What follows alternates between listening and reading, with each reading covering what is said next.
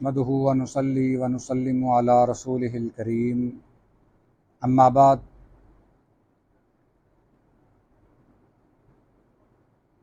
سیدنا عبداللہ بن عباس رضی اللہ تعالی عنہما سے مروی ہے، یہ روایت موطا امام مالک کی ہے اور یہ موقوف ہے۔ موطا امام مالک کی یہ روایت موقوف ہونے کی وجہ سے ضعیف ہے،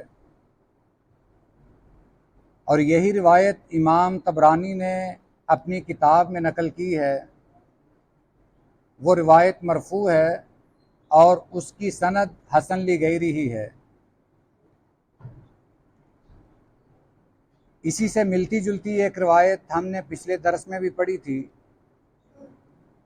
جس میں نبی کریم صلی اللہ علیہ وسلم نے 5 چیزوں کا ذکر فرمایا کہ 5 ایسے گناہ ہیں جن کی وجہ سے دنیا ہی میں عذاب ملتا ہے، ان کی سزا دنیا ہی میں ملتی ہے۔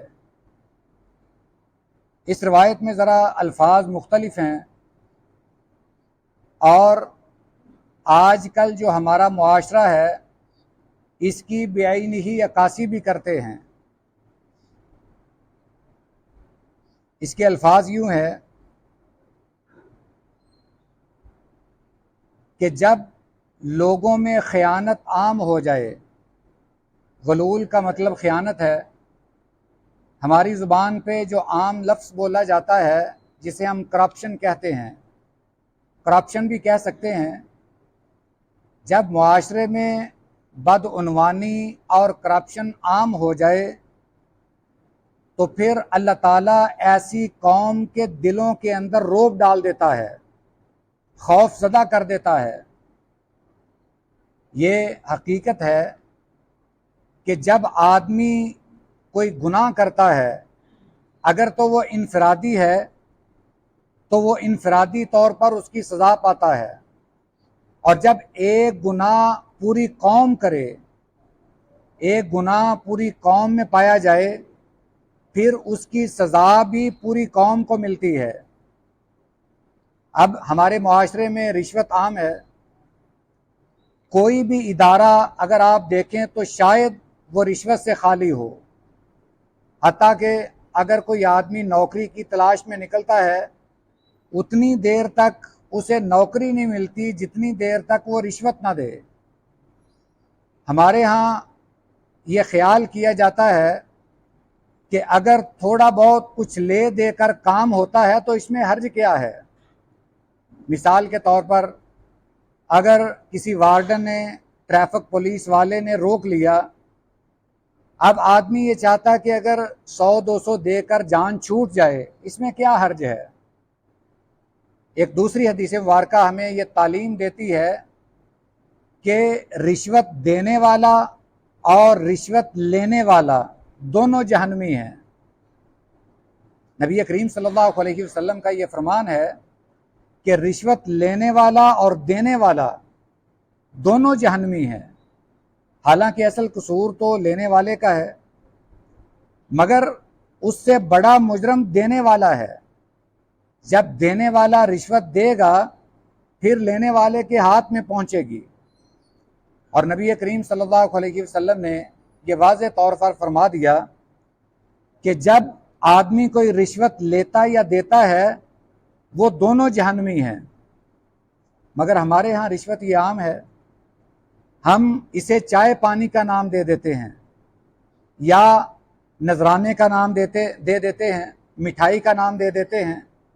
یہ کسی بھی صورت میں ہو، کوئی بھی ناجائز کام اگر آپ پیسے دے کر کروائیں تو وہ رشوت ہے، یا ایسا کام جس سے کسی اور کا حق مرے، آپ اپنے پیسے کی وجہ سے حق کسی کا دبا لیں، یہ بھی رشوت ہے۔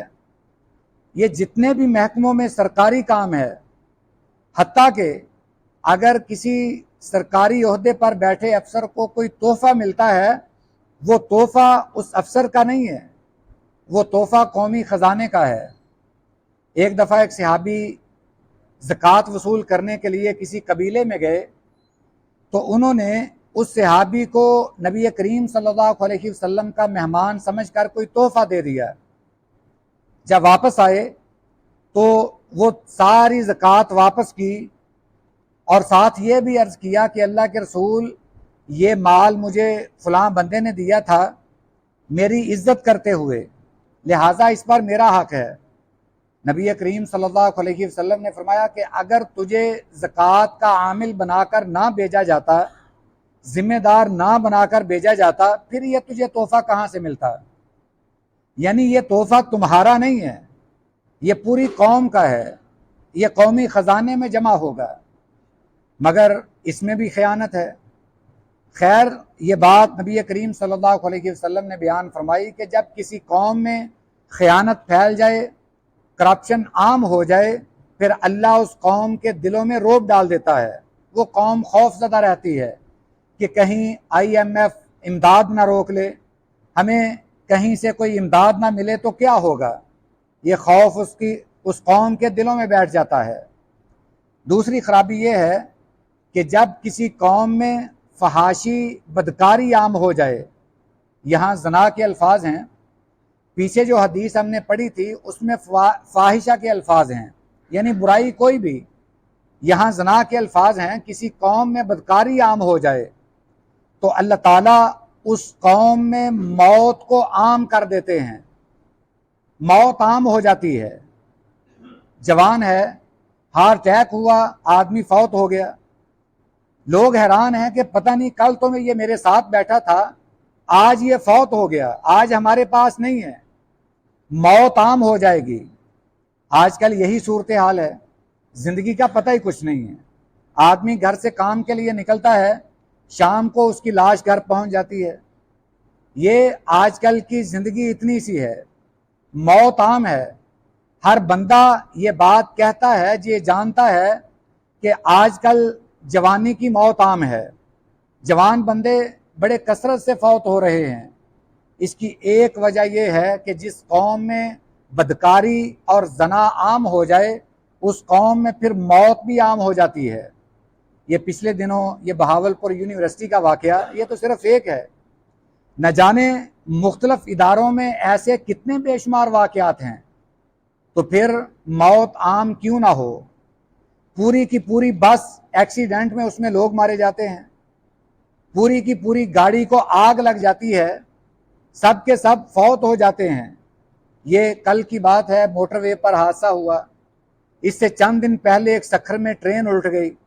آئے روز کوئی نہ کوئی ایسا واقعہ ہم سنتے رہتے ہیں کہ جس میں 20 10 سینکڑوں کی تعداد میں لوگ مر جاتے ہیں۔ ایک وجہ یہ ہے کہ جب جس قوم میں زنا عام ہو جائے، پھر وہاں موت بھی عام ہو جاتی ہے۔